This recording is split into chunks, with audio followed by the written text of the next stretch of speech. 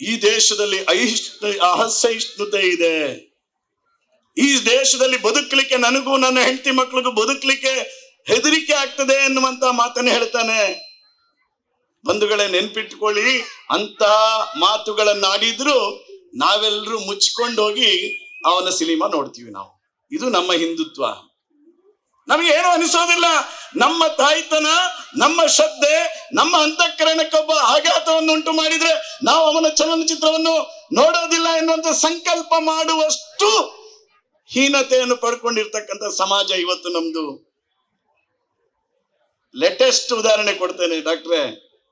ನಮ್ಮ ದೇಶದ ವಿರೋಧ ಪಕ್ಷದ ನಾಯಕ ರಾಹುಲ್ ಗಾಂಧಿ, ಅವನು ಅಮೆರಿಕಕ್ಕೆ ಹೋಗಿ ಭಾರತದಲ್ಲಿ ನಿರುದ್ಯೋಗ ಇದೆ, ಚೈನಾದಲ್ಲಿ ಯಾವುದೇ ನಿರುದ್ಯೋಗ ಇಲ್ಲ ಎನ್ನುವಂತ ಸ್ಟೇಟ್ಮೆಂಟ್ ಕೊಡ್ತಾನೆ.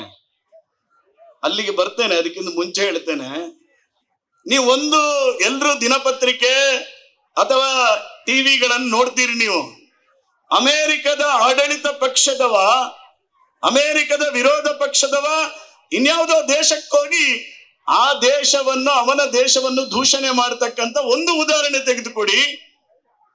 ರಷ್ಯಾದ ಒಬ್ಬ ವಿರೋಧ ಪಕ್ಷದ ನಾಯಕ ಬೇರೆ ದೇಶದಲ್ಲಿ ರಷ್ಯಾವನ್ನು ವಿರೋಧಿಸ್ತಕ್ಕಂತ ಒಂದು ಮಾತನ್ನು ಕೇಳಿ ಹೇಳಿರ್ತಕ್ಕಂಥ ಒಂದು ಉದಾಹರಣೆ ತೆಗೆದುಕೊಡಿ. ಆದರೆ ನಾವೆಲ್ಲರೂ ಇವತ್ತು ಎಲ್ಲಿದ್ದೇವೆ ಬಂಧುಗಳೇ?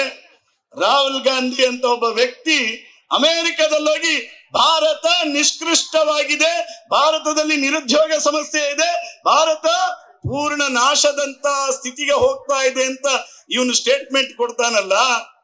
ಪ್ರಾಯಶಃ ಇದಕ್ಕೆ ಕಾರಣ ಇದೆ. ಒಪ್ಪಿಕೊಳ್ತೇನೆ, ರಾಹುಲ್ ಗಾಂಧಿ ಅವರು ಹೇಳಿದ್ದನ್ನು ಒಪ್ಪಿಕೊಳ್ತೇನೆ. ಯಾಕೆ ಅಂತ ಹೇಳಿದ್ರೆ ಇಲ್ಲಿ ನಿರುದ್ಯೋಗ ಇದೆ.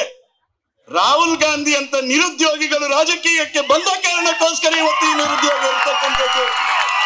ರಾಹುಲ್ ಗಾಂಧಿ ಅಂತ ನಿರುದ್ಯೋಗಿಗಳು ರಾಜಕಾರಣದಲ್ಲಿ ಯಾವುದೇ ಚಿಂತನೆಗಳು, ಯಾವುದೇ ರೀತಿಯಾಗಿರ್ತಕ್ಕಂಥ ದೇಶಾಭಿಮಾನ ಇಲ್ಲದವರು ರಾಜಕಾರಣಕ್ಕೆ ಬಂದ ಕಾರಣಕ್ಕೋಸ್ಕರ ನಾವು ಇವತ್ತು ಈ ಸ್ಥಿತಿಯನ್ನು ಅನುಭವಿಸ್ತಾ ಇರ್ತಕ್ಕಂಥದ್ದು ಬಂಧುಗಳೇ.